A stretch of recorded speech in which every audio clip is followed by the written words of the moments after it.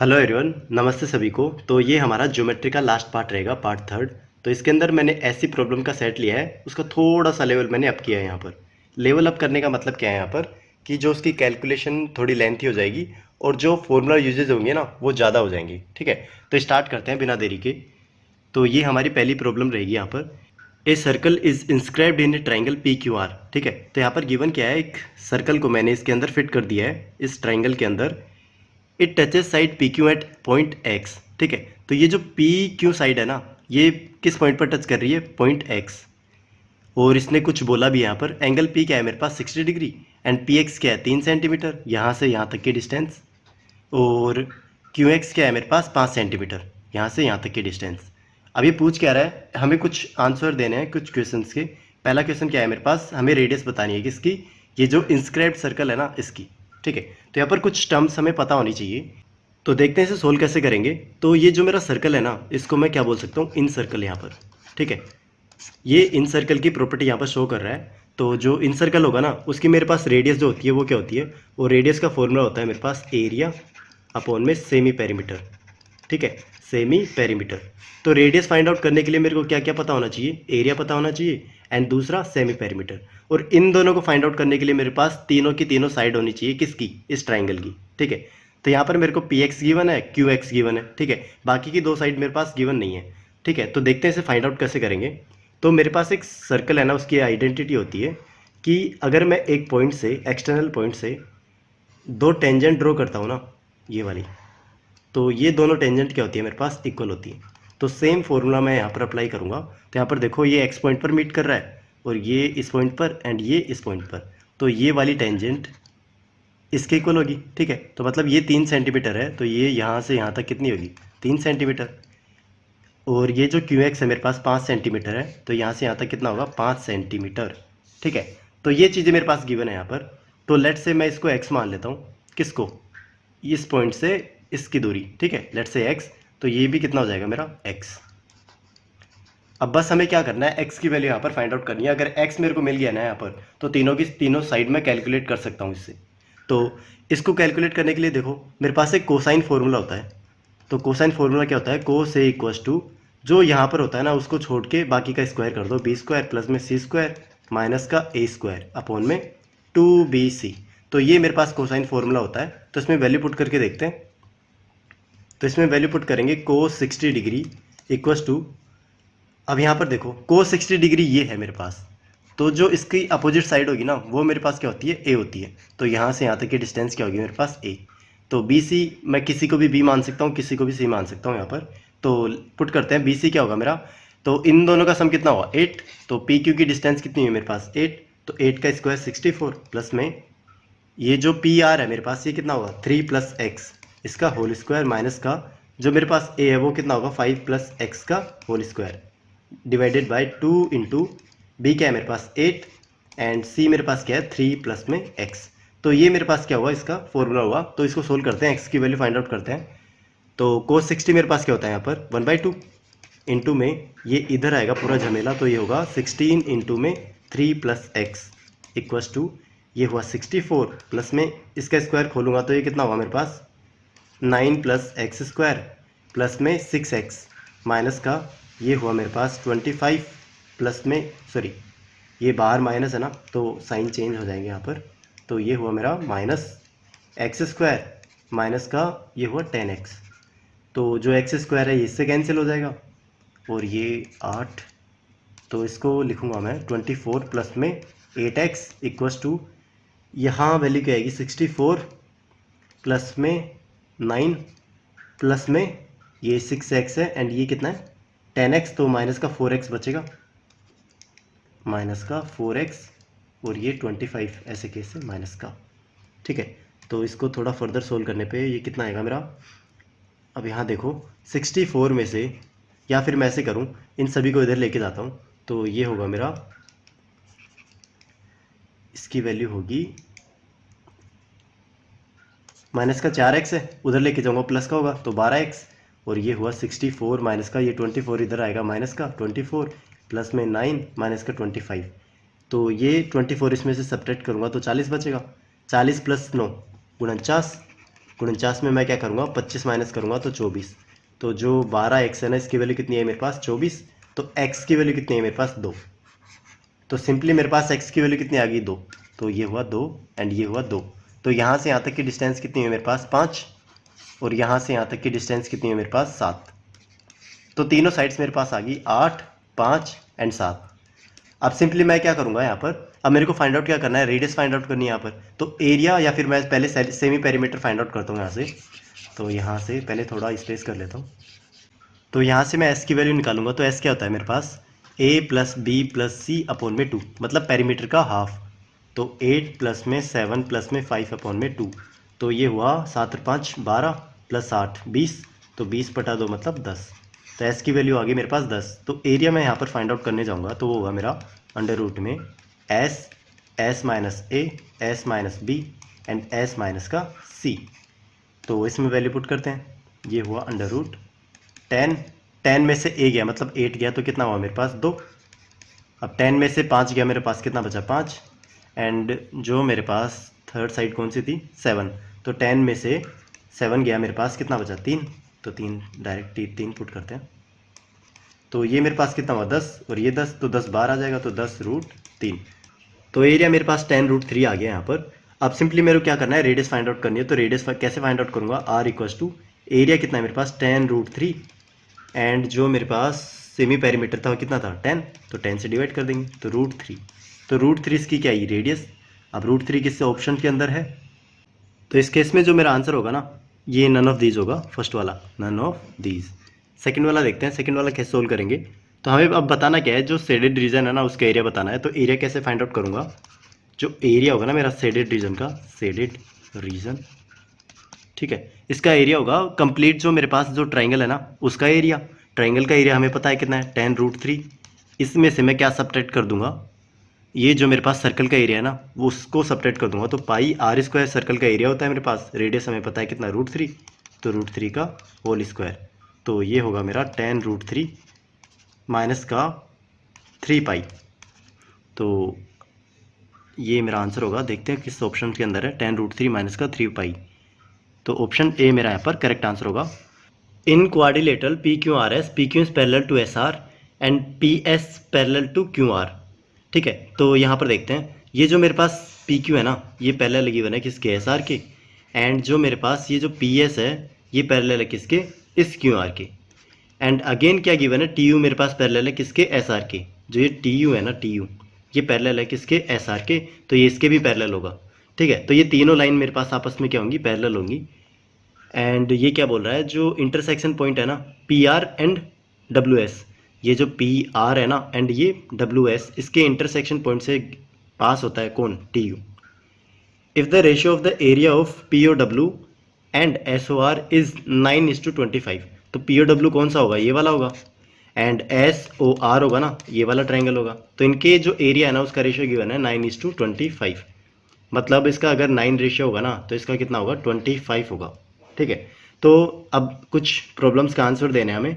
Find the ratio of area of quadrilateral WQUX and XUR। ठीक है, मतलब WQUX मतलब ये वाला एरिया एंड ये वाला एरिया, इन दोनों का हमें रेशियो फाइंड आउट करना है यहाँ पर। तो देखते हैं कैसे करेंगे। तो एक बार मैं इस फिगर को रीड्रॉ करता हूँ।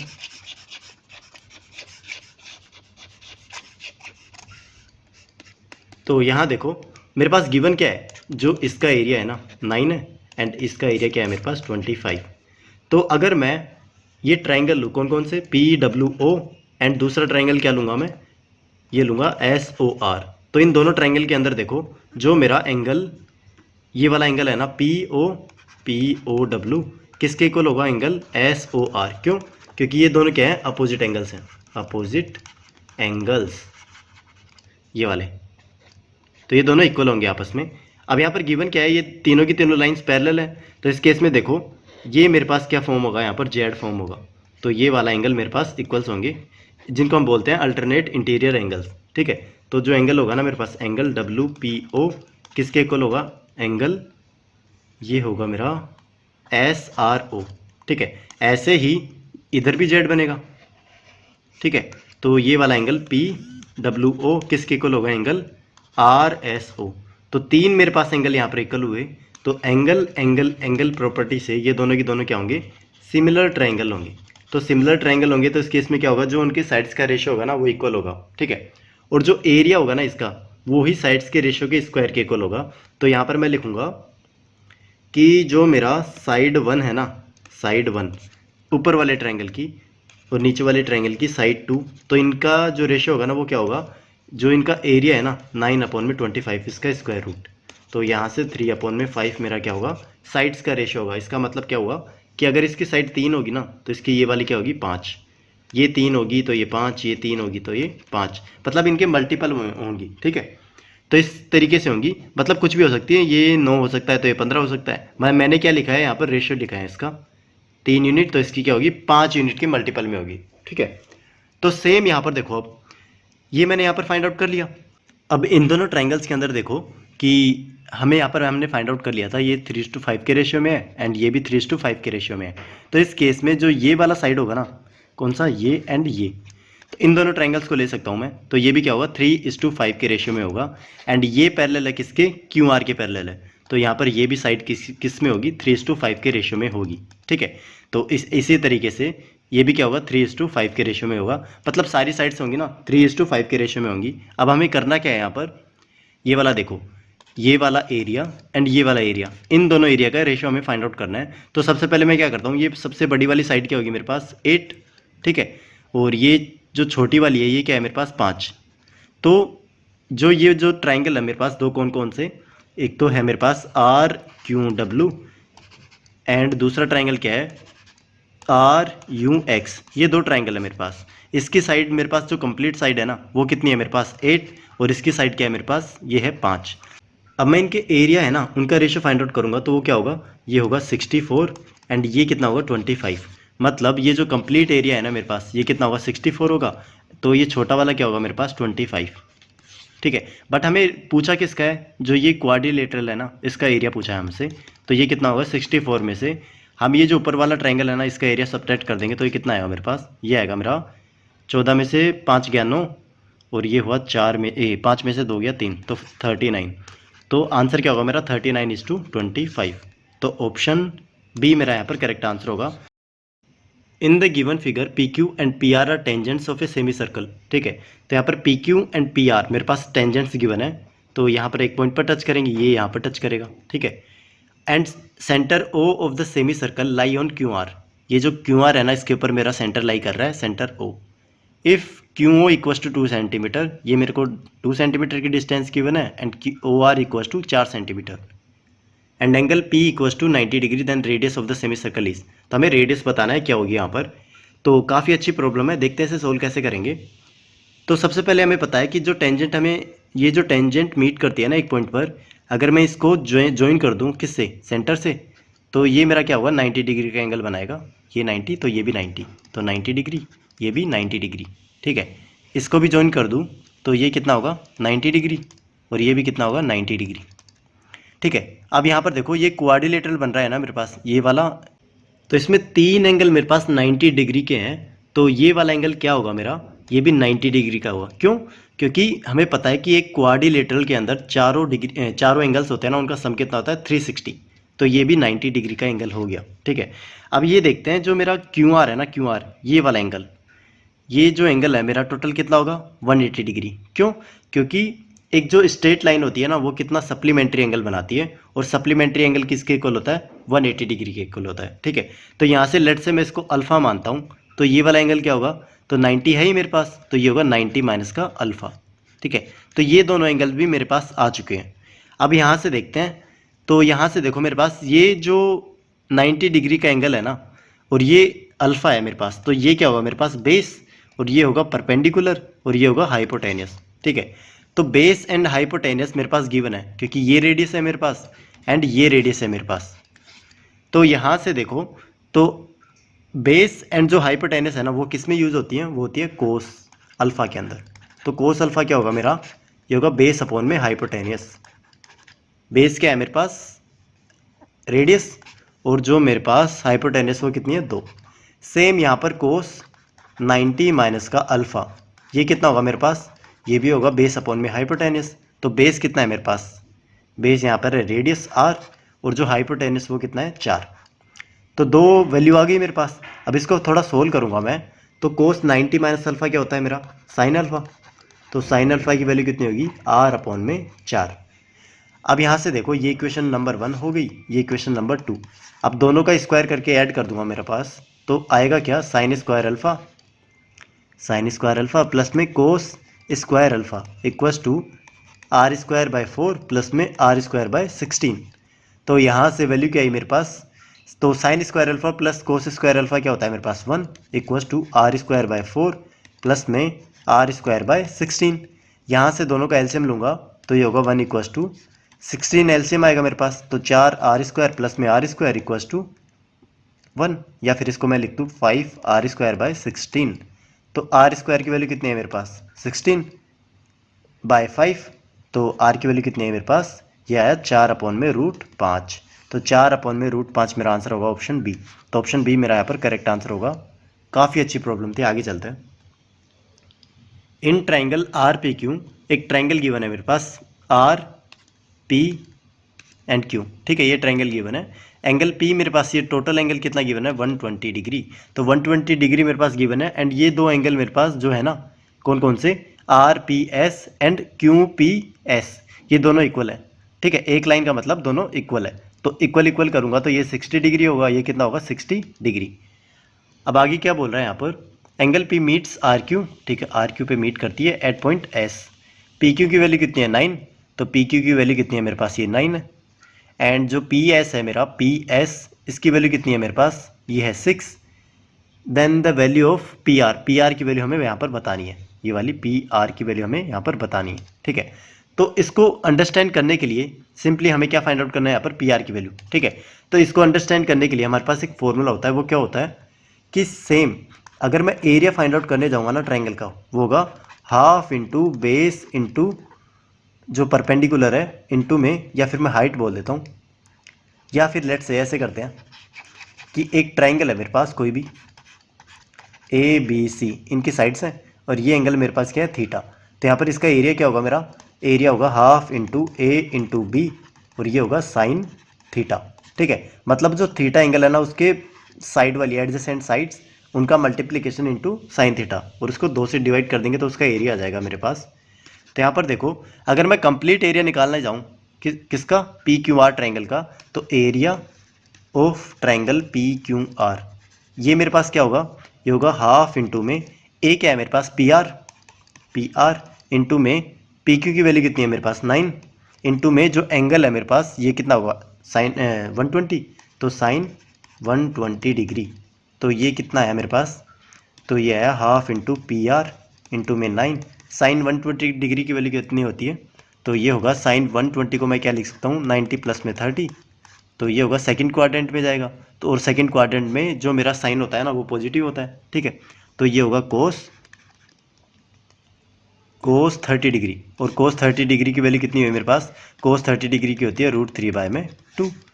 ठीक है, तो यहाँ से वैल्यू पुट करूँगा तो √3/2, तो ये वैल्यू कितनी है मेरे पास 9√3/2 इंटू में पी आर। तो ये मेरा क्या हुआ, बड़े वाले जो ट्रायंगल है ना उसका एरिया आ गया। अब मैं क्या करता हूँ, ये जो छोटे छोटे वाले ट्रायंगल है ना, इनका एरिया भी फाइंड आउट कर लेता हूँ।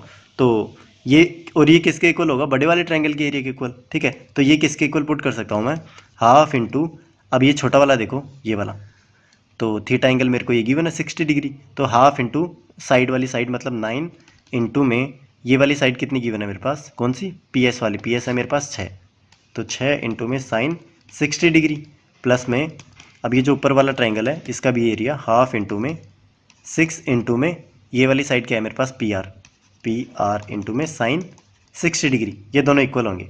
ठीक है, ये इक्वल मैंने यहाँ पर पुट कर दिया। अब यहाँ पर इसको थोड़ा फर्दर और सोल्व करते हैं। तो साइन 60 की वैल्यू कितनी होती है मेरे पास, ये होती है √3/2, और ये कितना होगा √3/2, यही होता है ना।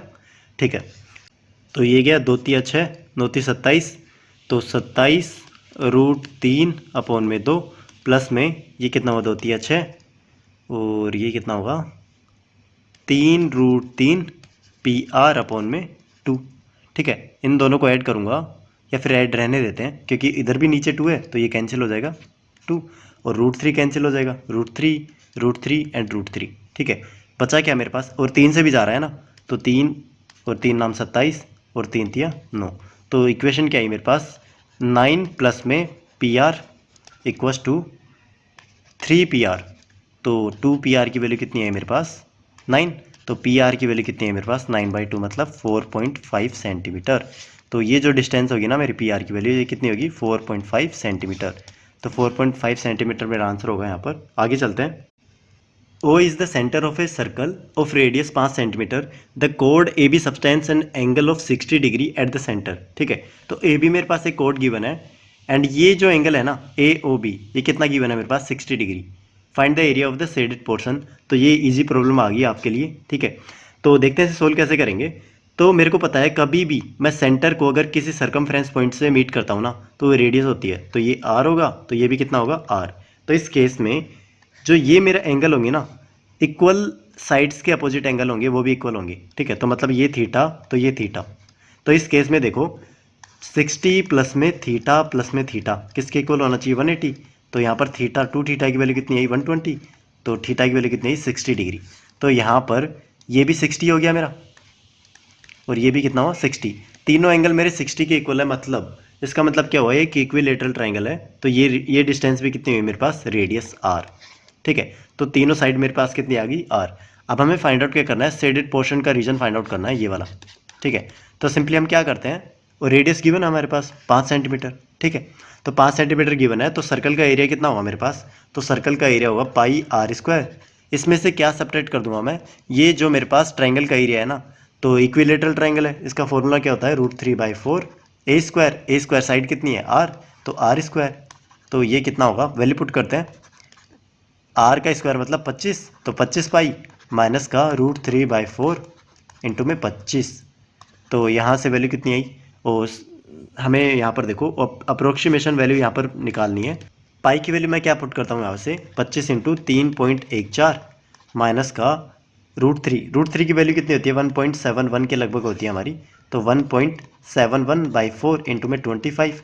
तो इसको सोल्व करते हैं, तो 25 से या फिर मैं 25 कॉमन ले लेता हूँ, 25 कॉमन लूँगा तो ये कितना हुआ 3.14 माइनस का 4 से डिवाइड करूँगा, 4 चौक 16 और ये कितना है मेरे पास, एक बचा, 4 दूनी 8, तो 0.42 के लगभग आएगा। और इसको सोल्व करूँगा 25 इंटू में 3.14 को मैं 42 सब्ट्रैक्ट करूँगा, तो ये हुआ 2, ये हुआ 11 में से 4 गया 7 पॉइंट, ये हुआ 2, तो 2.72। इसको मल्टीप्लाई करते हैं, 25 दूनी 50, 5 25 अंत 175, 80 18 आया मेरा, 25 दूनी 50 8 68, तो 68 के लगभग मेरा आंसर आएगा। तो 67.67, तो ये मेरा आंसर होगा। तो ऑप्शन डी मेरा यहाँ पर करेक्ट आंसर होगा, ठीक है। आगे चलते हैं। In the given figure AD is parallel to BC। तो AD किसके पैरेलल है मेरा, BC के पैरेलल है। Find the value of x, मतलब एक तरीके से ट्रेपेजियम हो गया मेरे पास। Given that AO equals to 3 centimetre, OC equals to x minus का 3, BO equals to 3x minus का 19 and OD equals to x minus का 5, ठीक है। तो कभी भी ऐसे मेरे पास ट्रेपेजियम गिवन हो ना, तो उस केस में हम क्या करते हैं, जो इन साइड्स का रेशियो होता है ना वो इक्वल होता है मेरे पास, ठीक है। तो साइड्स का रेशियो इक्वल करते हैं, तो ये हुआ मेरा 3/में ये कितना हुआ x माइनस 3 इक्वस टू, ये हुआ x माइनस का 5/में 3x माइनस का 19, ठीक है। ये जो अपोजिट साइड्स होती है ना, इनका रेशियो इक्वल होता है हमारे पास। तो सोल्व करते हैं इसे, तो ये हुआ 3 इंटू में 3x माइनस का 19 इक्वस टू x माइनस का 3 एंड ये हुआ x माइनस का 5। तो ये हुआ 9x माइनस का 57 इक्वस टू x² माइनस का ये हुआ 8x और ये हुआ प्लस का 15, ठीक है। तो ये वैल्यू आई मेरे पास। अब इसको सिंपली मैं क्या करता हूँ, क्वाड्रेटिक इक्वेशन में कन्वर्ट करता हूँ, तो x²। अब यहाँ से 9x उधर जाएगा तो माइनस का होगा, तो माइनस का 17x, और ये 57 उधर जाएगा तो 57 प्लस 15 कितना हुआ, ये हुआ 7 और 5 12, 1 6 1 7 72, ठीक है। तो ये आया मेरा x² माइनस का 17x प्लस का 72 इक्वस टू 0, ठीक है। अब यहाँ पर देखो, इसको मेरे को दो टर्म के अंदर डिवाइड करना है, जो कि मल्टीप्लाई करने पे क्या दे 72 एंड ऐड करने पे क्या दे मेरे को माइनस का 17। तो यहाँ पर क्या होगा, माइनस का 9 एंड माइनस का 8, इन दोनों को मल्टीप्लाई करूंगा तो 72 आएगा और ऐड करूंगा तो माइनस का 17। तो इस केस में मेरा आंसर क्या होगा, जो मेरा रूट्स है ना उसके साइन अपोजिट करके ए से डिवाइड कर देते हैं। ए क्या होता है मेरा, जो एक्स स्क्वायर का कोफिशिएंट होता है ना वो मेरा ए होता है, ठीक है। तो यहाँ पर 1 है तो इसका साइन अपोजिट करूंगा तो 9/1 और दूसरा क्या हुआ 8/1। तो 9 एंड 8 मेरे पास दो रूट आ गए यहाँ पर। तो ऑप्शन ए मेरा यहाँ पर करेक्ट आंसर होगा, x = 8 and 9। Two circles having equal radius intersect each other at A and B as shown in the given diagram, ठीक है। तो ये डायग्राम है, इसके अंदर क्या है कि ये दोनों की दोनों सर्कल क्या है, इक्वल रेडियस के हैं, ठीक है। The diameter AC and AD intersect at A, ठीक है। तो ये जो AC एंड AD है ना, ये दोनों की दोनों क्या है मेरे पास, डायमीटर है। मतलब इसकी जो डिस्टेंस होगी ना वो कितनी होगी 2r, और इसकी भी कितनी होगी 2r। एंड बोल क्या रहा है मेरे पास, CBD मेरे पास क्या है, कोलिनियर। कोलिनियर का मतलब क्या है, एक ही लाइन पे है। तो CBD ये एक ही लाइन पे है एंड एंगल ACB मेरे पास गिवन है कितना, 30 डिग्री। ACB मतलब ये वाला एंगल कितना गिवन है, 30 डिग्री। तो हमें बताना है कि एंगल CAD क्या होगा मेरे पास, एंगल CAD मतलब ये वाला एंगल हमें बताना है कितना होगा। अब देखते हैं इसे सोल्व कैसे करेंगे। तो कभी भी एक सर्कल के अंदर मेरे पास एक डायमीटर गिवन हो ना, और उस डायमीटर के दोनों एंड से अगर मैं कोई सर्कमफ्रेंस का पॉइंट मीट कराऊंगा तो ये मेरा जो एंगल होगा ना ये कितना होगा, 90 डिग्री, ठीक है। ये एक जो सर्कल है ना उसकी प्रॉपर्टी होती है कि कभी भी डायमीटर के एंड पॉइंट को मैं सर्कमफ्रेंस के एक पॉइंट से मीट करवाता हूँ ना, तो वहाँ पर क्या एंगल बनाएगा, 90 डिग्री का एंगल बनाएगा वहाँ पर, ठीक है। तो ऐसे यहाँ पर देखो ये सर्कल है मेरे पास, ये क्या है मेरे पास, AC एक डायमीटर है। इसको मैं क्या कर रहा हूँ, यहाँ पर B पॉइंट पर कोई भी सर्कमफ्रेंस के पॉइंट पर मीट करवा रहा हूँ, तो ये एंगल क्या होगा मेरा, 90 डिग्री। ऐसे ही यहाँ पर देखो ABC के अंदर ये मेरा डायमीटर है, इसको मैं सर्कमफ्रेंस के पॉइंट के ऊपर मिला रहा हूँ, तो ये भी मेरा क्या हुआ, 90 डिग्री का एंगल हुआ, ठीक है। तो यहाँ पर दो मेरे पास 90 डिग्री के एंगल आ गए। अब हमें फाइंड आउट क्या करना है, एंगल CAD, ठीक है। अब यहाँ पर देखो ये 90 डिग्री है, ये 30 है, तो ये कितना हुआ, 60 डिग्री। ऐसे ही अब सिमिलरली देखो यहाँ पर दो ट्राइंगल है मेरे पास, triangle ABC and triangle ABD, ठीक है। इन दोनों ट्राइंगल के अंदर देखो ये जो एंगल है ना मेरा 90 डिग्री है, कौन कौन सा, CBA, angle CBA equals to angle DBA, ठीक है। तो ये एंगल हुआ मेरा 90 डिग्री के इक्वल हुआ, ठीक है।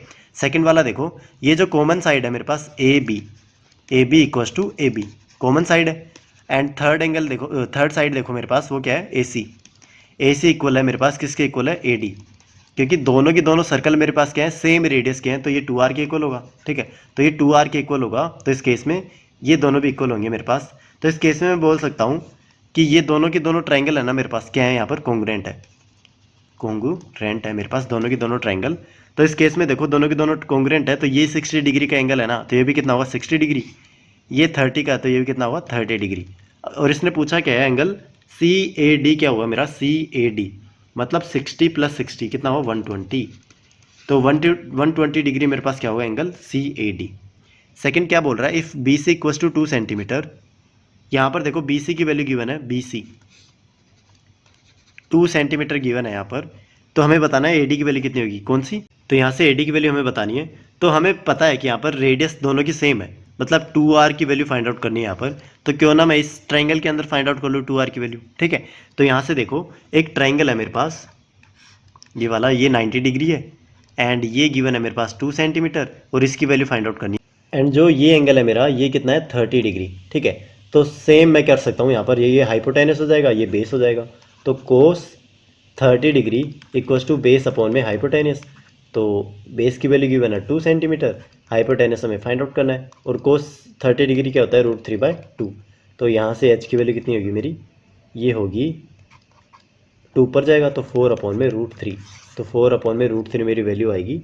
तो ऑप्शन इसमें 4/√3 आना चाहिए था, तो नन ऑफ दीज मेरा आंसर होगा यहाँ पर डी, ऑप्शन डी मेरा यहाँ पर करेक्ट आंसर होगा। आगे चलते हैं।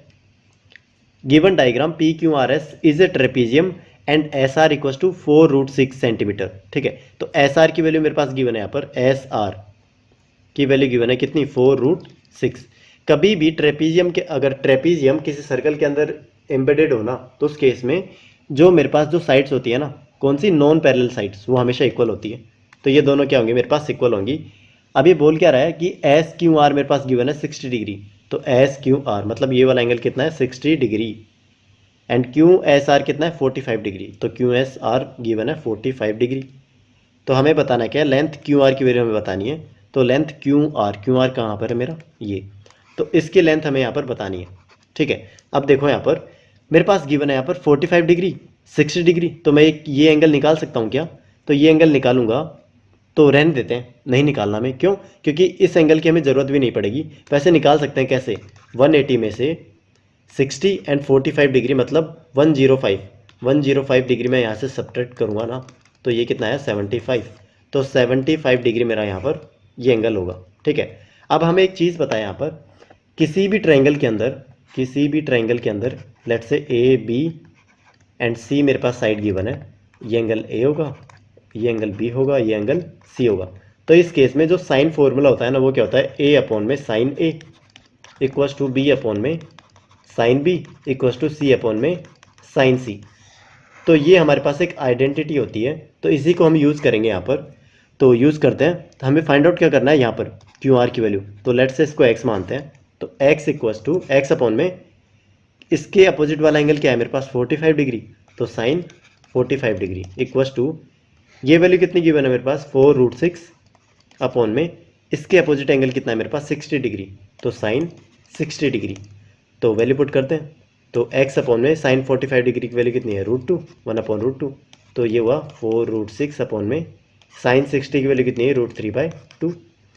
तो थोड़ा इसमें इंटरचेंज करते हैं, तो √3 ये बचा मेरा √2। ठीक है, ये ऊपर जाएगा तो कितना हुआ, या फिर मैं ऐसे कर लेता हूँ, इसको मैं कट करूँगा तो 1/√2 होगा मेरा। तो x की वैल्यू क्या होगी 4√2, और ये ऊपर आएगा तो √2 मल्टीप्लाई में हो जाएगा, तो 8 वैल्यू आएगी मेरी x की। ठीक है, तो क्यू आर मतलब क्यू आर ये वाली x की वैल्यू कितनी है मेरी 8, तो यहाँ आंसर क्या होगा 8। अब हमें बताना क्या है, पी एस प्लस में क्यू आर, पी एस ये वाली डिस्टेंस प्लस में क्यू आर।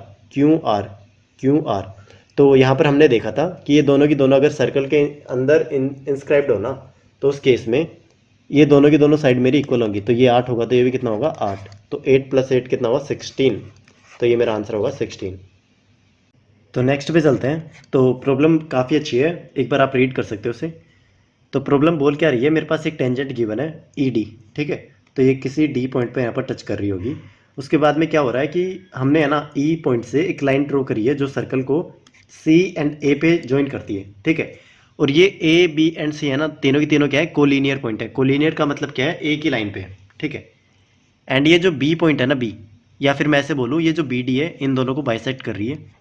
मतलब ये वाला एक्स है तो ये वाला भी क्या होगा एक्स, ये दोनों इक्वल एंगल होंगे। एंड एक एंगल गिवन है मेरे पास कितना है, ये ए डी बी गिवन है कितना 30 डिग्री, तो ये भी क्या होगा मेरा 30 डिग्री। ये दोनों एंगल मेरे पास गिवन है। तो हमें बताना क्या है, सबसे पहले डी ई सी मतलब इस एंगल की वैल्यू हमें बतानी है क्या होगी। ठीक है, और एक चीज़ और गिवन है कि ये जो एंगल है ना मेरे पास, कौन सा, ये वाला एंगल एंड ये वाला एंगल, इन दोनों एंगल्स का रेशियो गिवन है कितना 2:5। तो लेट्स से इसको मैं 2x मानता हूँ, तो ये कितना होगा 5x। ठीक है, तो ये मेरे पास क्या होगा, यहाँ पर एंगल्स होंगे। अब देखते हैं इसे सोल्व कैसे करेंगे। तो सबसे पहले एक प्रॉपर्टी ध्यान देते हैं। यहाँ पर प्रॉपर्टी क्या होती है कि अगर कोई एक टेंजेंट यहाँ से जाती है ना, और यहाँ से मैं एक ट्राइंगल बनाता हूँ इस पॉइंट से, टेंजेंट वाले पॉइंट से, अगर ये एंगल मेरे पास थीटा होगा तो ये भी क्या होगा मेरे पास थीटा होगा। ठीक है, तो इसी सिमिलर प्रॉपर्टी को यहाँ पर यूज़ करेंगे ना, तो यहाँ देखो कि ये एक टेंजेंट है, ये एंगल 2x है, तो इसका जो अपोजिट वाला होगा ना ये वाला, ये कितना होगा मेरे पास 2x, तो ये एंगल कितना होगा 2x, तो ये वैल्यू कितनी आ गई मेरे पास 2x। अब सेम यहाँ पर देखो, अगर मेरे पास एक ट्राइंगल है यहाँ पर और ये इसका एक्सटीरियर एंगल है, तो ये अगर मेरे पास थीटा है एंड ये मेरे पास अल्फा एंड बीटा है, तो थीटा की वैल्यू क्या होगी मेरे पास अल्फा प्लस में बीटा। ठीक है, तो सेम यहाँ पर देखो 5x, इसकी वैल्यू किसके इक्वल होनी चाहिए, ये वाला एंगल, ये जो ट्राइंगल ये वाला ले रहा हूँ मैं, सॉरी ये वाला। ठीक है, तो ये हुआ 60 डिग्री प्लस में, और ये वाला कितना हुआ मेरा 2x। तो यहाँ से मेरी ये इक्वेशन आई। तो यहाँ से देखते हैं, तो ये 3x की वैल्यू कितनी है 60 डिग्री, तो x की वैल्यू कितनी है मेरे पास 20 डिग्री। तो यहाँ से देखो ये कितना हुआ मेरा एंगल 40, और ये कितना हुआ मेरा 100। तो दो एंगल मेरे पास पता चल गए एक ट्रायंगल के अंदर। तो तीसरा मैं निकाल सकता हूँ, वो कैसे निकालूंगा, 180 में से इन दोनों एंगल्स का सम इस पर सब्ट्रैक्ट कर दूंगा, तो ये हुआ 140, तो ये हुआ 40 डिग्री। तो ये इस एंगल की वैल्यू कितनी है मेरे पास 40 डिग्री। तो 40 मेरा इस केस में आंसर होगा। अब आगे क्या बोल रहा है, if a b is to A c, a b is to A c है ना मेरे पास, इसको थोड़ा रिमूव करता हूँ ना तो सही से दिखेगा।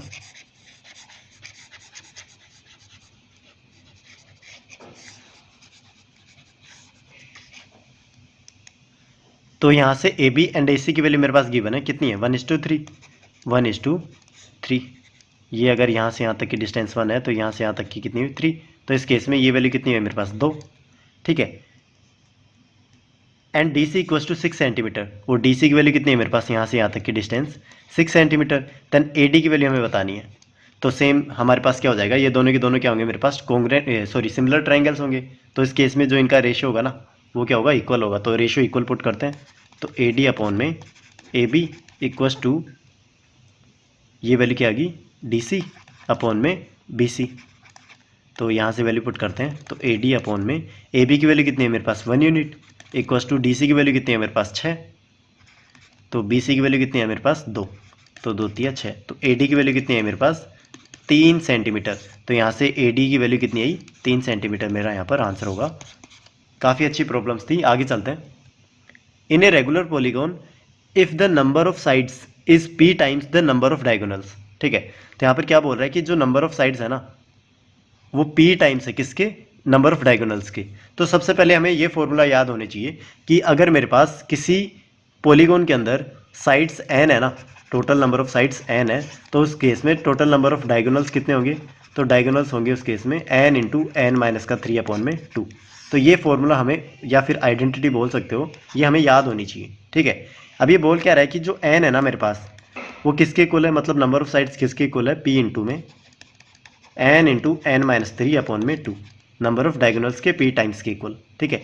तो ये हमारे पास एक इक्वेशन आ गई यहाँ से। आगे क्या बोल रहा है, if the interior angle of the polygon is x। अब इंटीरियर एंगल मेरे पास x गिवन है, तो इंटीरियर एंगल्स कैसे निकालते हैं, यहाँ पर देखो रेगुलर पॉलीगॉन हमारे पास गिवन है।